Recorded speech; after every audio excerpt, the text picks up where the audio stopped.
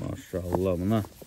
Assalamu alaikum adaqlı bizim kanalın görüşçüleri, fermerler, amansızdarбы, кутмандуу күнүңүздөр менен өтө сонун койлорду көрсөтүп беребиз бүгүн.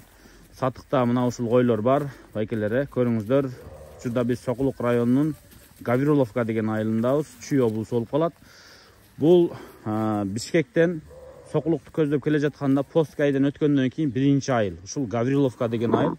Ушул жерден сатыла турган 6 баш кой, 1 баш кочкор бар. Байкелер, көрүңүздөр, мына койлорду жакшылап силерге көрсөтүп коелу. Чарбагердин койлору, жакшынакай койлор сатыкка чыгып атат. Кызыксаңыздар болот. Бооз жана кысыр койлор. Азыр булардан кийин бир кочкорду көрсөтөбүз. Бооз болсо ошодон бооз болот. 6 баш кой, линиялар разный, аны чалып сурайсыздар. Параметрлери жакшы, өңдөрү жакшы, бирөө бурая, калганы сонун койлор, Эми маалыматтарды берейин.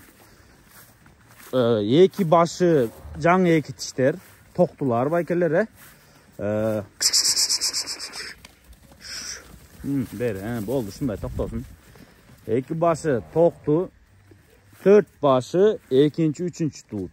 В основном 4 башы экинчи туут болуш керек. Эмнеге дегенде, кышында тууганда сүттөн бөлүнүп, декабрь, январь ушундай туугандагы экинчисин эрте тууп, үчүнчүсүнө кайра бооз азыр чыгарган чоң кочкор бар, ошодон бооз байкелер, Канчасы бооз болушу мүмкүн? 4төө мүмкүн, Эгер бооз эле, качып калган, Койлор ошондо эрте тууганда турабы? Токтун бирисин мына.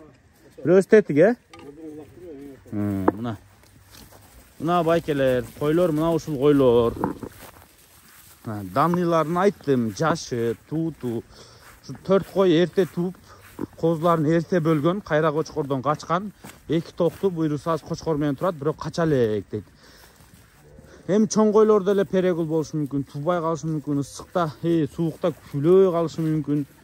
Ошон үчүн эгер тууса ушул койлор. Азыр бир кочкорду көрсөтөбүз, алдагы сатылат, ошол кочкордон тууган болот. Мына токтунун экстерьерлери аябай жакшы экен. Мына көрдүңүздөр, мына токту. Койлордун чистоталары жакшы. Жакшы койлор, тукумдукка жакшы кочкор менен иштейм десеңиздер, боло турган койлор. Буларды телефондон соода кылсаңыздар дагы болот, же болбосо келип көрсөңүздөр да өкүнбөйсүздөр. Мына азыр сыртка айдап атабыз. Отуруп алып, башын көтөрүп саткан жерибиз жок. Каканес каяка басып атат, көрсөтүп атабыз. Анан булар чөпкө жабышып атат, көбүнчө. Мындай баштарын жерге салып негедирчи. Муну келип көрсөңүздөр, ушундай эле койлор да кыскасы. Азыр бааларын силерге тактап беребиз. Мына ээсинин азыр баасын сурадык, соодасы бар. 150 000 сомдон алтоогуну сурап атат, 150 000 сомдон. Анан калганын сиздер ээси менен сүйлөшүңүздөр, түшүп берет. Долларга канча болуп калат? $1700 го. Кыскасы ушундай да, 150 000 сом.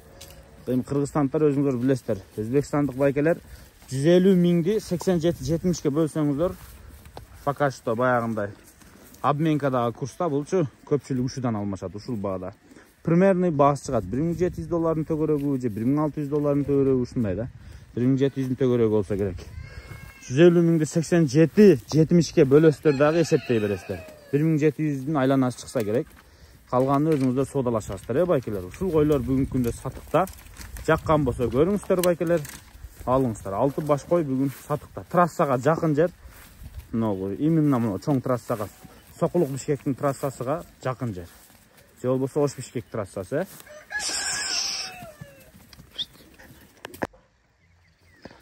Мына чоң кочкорду көрсөтүп коелу. Ушу койлордун көпчүлүгү бооз болгон болсо, ушу кочкордон бооз болот. Красавчиктин небереси Джександын баласы экен. Буйруса өтө бойлуу кочкор, көрүп атасыздар, жиликтүү, узун.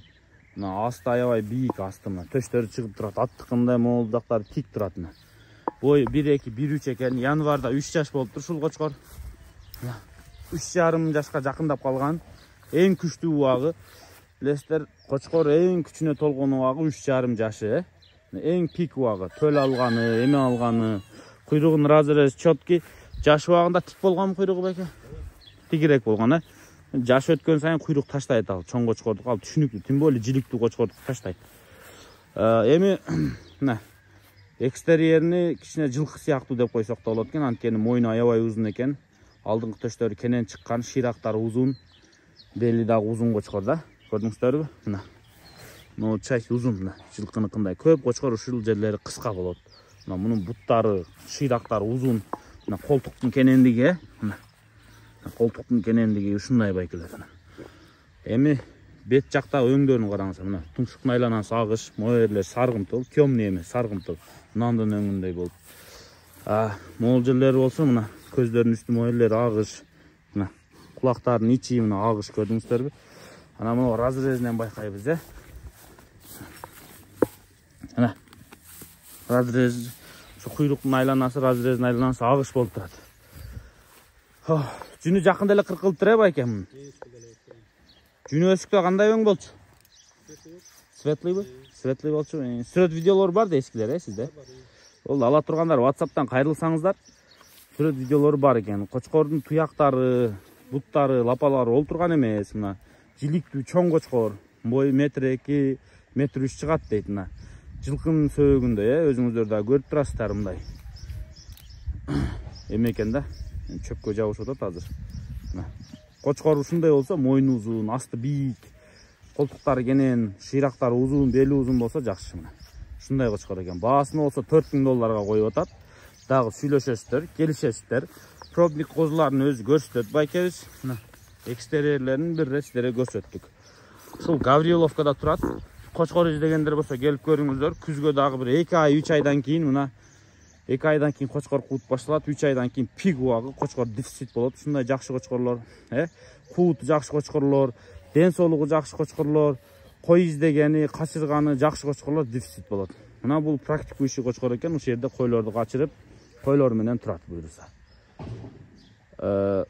Круглый год койлор менен турат, байке бул? Ооба, мен алганда да круглый год турчу экен. Машалла, жиликтери жакшы экен. Жүнү бар убагын бир сурап коюңуздар, бирок темный кочкор эмес, көрүнүп турат өзү, буйруса мына. Кочкор ушул жүнүнү кыркылганда билесиздер, кара койлу, кара өңдүлөр, баягы көк сакалдай болуп, денелери мондай боло берет.